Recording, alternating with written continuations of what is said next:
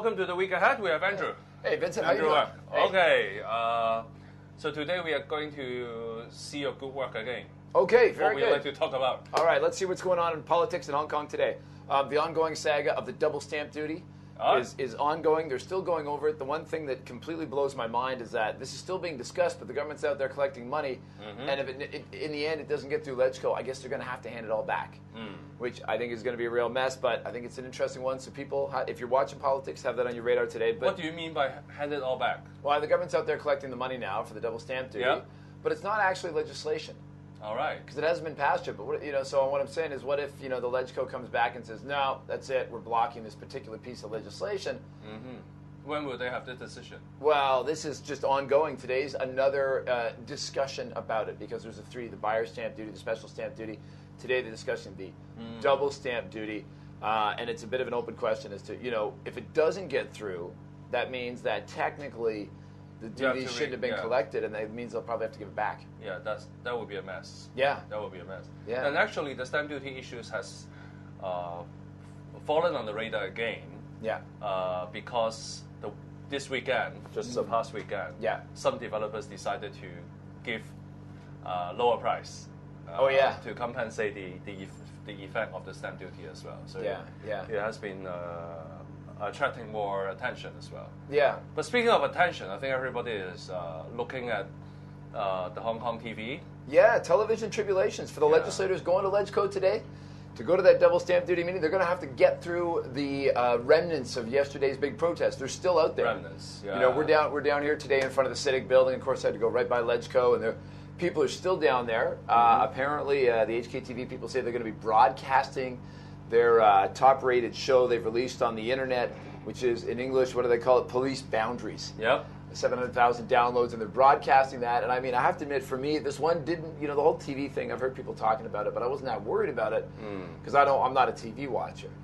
But, and even when you go to see what people are talking about there at the protests, even a lot of them said, I don't even watch that much TV, but I'm down here protesting anyways because it goes to the heart of so many other concerns people have about government in Hong Kong.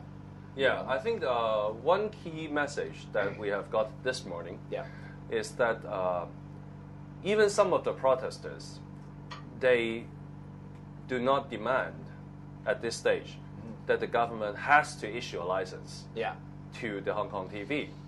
But they demand an answer why Hong Kong TV failed in getting the license. They want to know why.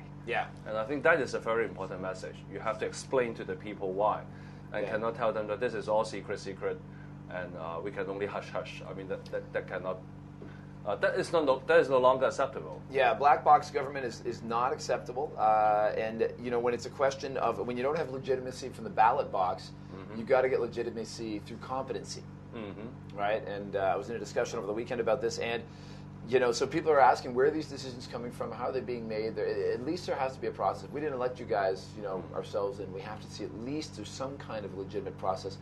And that's what people are, people are really concerned about. Well, speaking of black box, which I will pick it for the keyword for today. Okay, black box, You mentioned the black box government. Yes. But I think of a black box where I encounter much more. It's called the black box theater. Okay. You know the black box theater, right? I don't. There's a lot of black box theater in many creative and cultural institutions right now. For example, the Cultural School in Lok Fu, and also in Sakimei there's a HKGC Center. The black box theater. Kind of like a bare bones, just black backdrop. Exactly. Not much. Yeah, okay, I've seen exactly. things like that. I think even the Cultural Center has a black box They theater. had one at my university at McGill when I was going there. So yes, exactly. McGill has a black box theater. But I think a black box theater means that you can improvise in a black box theater. Yeah. And I mean, even if you think a lot of the arguments for and against Hong Kong TV to get the license may be confidential from the government perspective, you can still improvise. Yeah.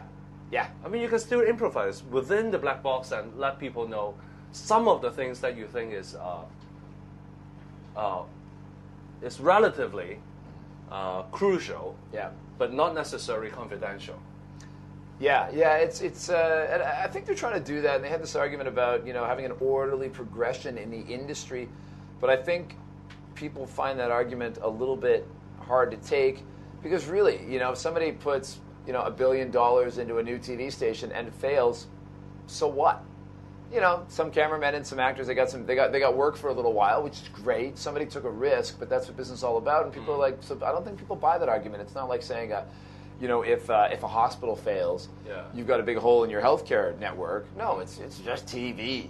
Yeah. If somebody wants to roll the dice, let them go for it. And so you're saying, the improvisation of political messaging is a little, maybe not as strong as it could be. Yeah. The chief executive only hired a new press officer last week, and I'm sure that guy hasn't had a chance to sit down and get his strategy together, and he's going to have a lot on his plate right from day one, that's for sure. All right, I think there are more improvisation needs to be done. Yep, all right. From the messaging point of view. Excellent. Thank you. Thanks, Vincent. Thank you.